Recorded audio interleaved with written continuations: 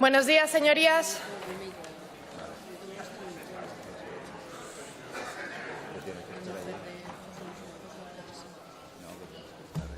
Reanudamos la sesión y, en primer lugar, y como muestra de repulsa unánime de estas Cortes de Aragón al crimen cometido ayer entre Albalate del Arzobispo y Andorra, como muestra de esa repulsa y también como